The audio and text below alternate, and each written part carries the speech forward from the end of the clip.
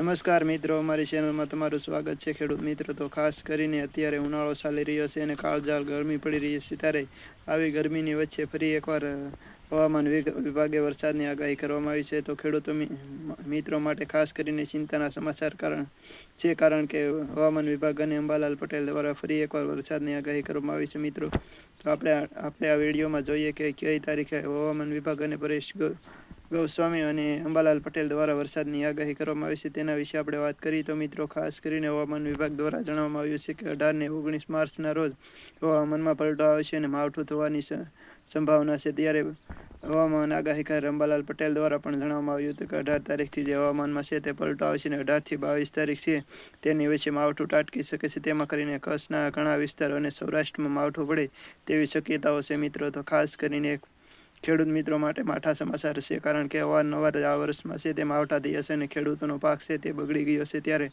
ફરીવાર સંકટના વાદળો ઘેરાય તેવું લાગી રહ્યું છે. મિત્રો, એક તો ગરમી અસહ્ય પડી રહી છે અને ઘણી ગરમીનો પારો પણ ઓછો જઈ રહ્યો છે. ત્યારે ફરીવાર એકવાર માવઠાના સમાચાર સાંભળતા ખેડૂત મિત્રોને છે તે ચિંતામાં વધારો થયો છે, કારણ કે હજુ ઘણા પાક છે તે લેવાના બાકી છે, જેમ કે ચણા છે, ઘઉં છે, બાજરી વગેરે આવા ઊભા પાકો છે તેની અંદર જો માવઠું થાય તો મોટા પાયે નુકસાન થાય એવું છે. મિત્રો, તો ખાસ કરીને છે તે હવામાનની આગાહી છે તે ખેડૂતો માટે માઠા સમાચાર છે, કારણ કે આવા ઊભા પાકો હોય તેને મોટા પાયે નુકસાન થતું હોય છે અને ખાસ કરીને આ વર્ષે ઘણા માવઠા થયા છે, જેના કારણે જો હવે માવઠું થાય તો જે થોડું ઘણું વધ્યું છે તેમાં પણ મોટા પાયે નુકસાન થાય એવું છે. મિત્રો, તમારું શું કહેવું છે? જો આ માવઠું વરસે તો ખેડૂતોને કેટલું નુકસાન થાય છે? મિત્રો, તમને શું લાગે છે? આ માવઠું છે તે થઈ શકે છે? આમ તો ગરમી જોતા લાગતું ને માવઠું થાય, પરંતુ જે હવામાન વિભાગ અને અંબાલાલ પટેલ દ્વારા જે આગાહી કરવામાં આવી છે તે પ્રમાણે 18 અને 19 તારીખે માવઠું થાય તેવું મિત્રો હવામાન આગાહી કરવા દ્વારા જણાવવામાં આવ્યું છે. મિત્રો, તો તમારું શું કહેવું છે? માવઠું થશે કે નહીં? જરા કોમેન્ટ કરજો અને આ વિડીયો છે તે તમામ ખેડૂત મિત્રોને શેર કરજો, જેથી કરીને આ માવઠાને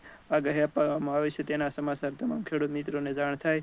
અને ખાસ કરીને તમારે જો પણ કોઈ ઊભા પાકો લેવાના હોય તો થોડા દિવસોમાં પાકી ગયા હોય તો લઈ લેજો, કારણ કે જો માવઠું થશે તો મોટું નુકસાન થશે. ઘઉં છે, ચણા છે, જો આવું તૈયાર પાક થયા હોય તો હાર્વેસ્ટિંગ કરી નાખવું જોઈએ, કારણ કે જો આપણો માલ તૈયાર થયો છે એને લઈ લઈએ જો તો માવઠું ન થાય અથવા તો થાય તો નુકસાન ન જાય, અને તેના કારણે આપણે ખાસ કરીને આવા આગોતરી તૈયારી કરી લેવી જોઈએ. મિત્રો, માવઠાનું કંઈ નક્કી નથી હોતું કઈ જગ્યાએ થાય, પરંતુ જો થયું હોય તો આપણા તૈયાર પાકો છે એ હાથમાંથી વહ્યા જતા હોય છે. તો મિત્રો, આવા માવઠાના સમાચાર સાંભળી તમે પણ જો કોઈ પાકો તૈયાર હોય તો હાર્વેસ્ટિંગ કરે અને ઘરની અંદર જે સંગ્રહ કરવાનો હોય સુરક્ષિત જગ્યાએ ત્યાં સંગ્રહ કરી દેજો. તો આ વિડીયોમાં વધુમાં વધુ લોકોને શેર કરો અને ચેનલમાં નવા છો તો ચેનલને સબસ્ક્રાઈબ કરી દેજો. મિત્રો.